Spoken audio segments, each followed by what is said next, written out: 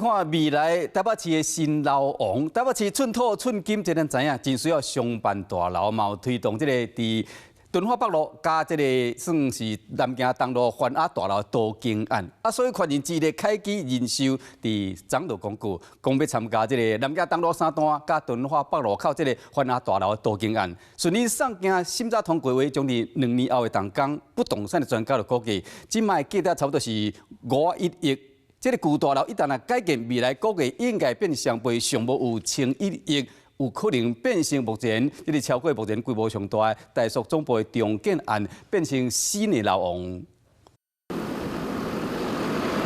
采伫南京东路甲敦化北路40年的宽雅大楼，即卖要加入多间改头换面。宽雅大楼所有权人包括富邦人寿94%、开基人寿4%、荣兴酒店2%，按算2-3年了后开工，会正做寿险大地主所推动的上大型多间案。宽雅大楼建物的位置包括美丰的南京百货甲如希酒店，多间的面积是4550平，现有的价值是510亿。多间了后翻一倍到1103亿，有机会超过大属的大楼，正做敦北商办的新楼王。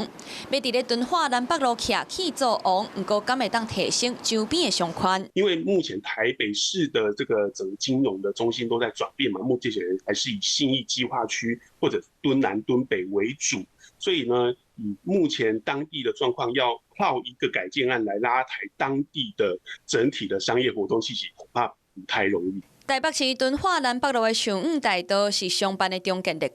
有10大指标的建案拢伫遮。参像大属的总部多间是目前全台规模上大的地主主办多间案，中建了后地板的面积是65000平，开发了后总价值是上1000亿。国泰敦南的金融大楼中建，这个面积是1370平，多建了后有32层楼，市值有机会冲破300亿。重建之后，他们的资产价值可以大幅度的提高，因为容积奖励的关系，他们的楼地板面积会增加很多。围老的话，最高可以达到1.15倍，那都更的话是可以达到1.3倍。只要一重建，少则增加十几亿，多则会增加100亿以上。尤其是台北市主要商圈的办公室，现阶段的市场原来是需求较大过供应，嘛互老商办是苏卡愈手要拍掉中链，创造新价值。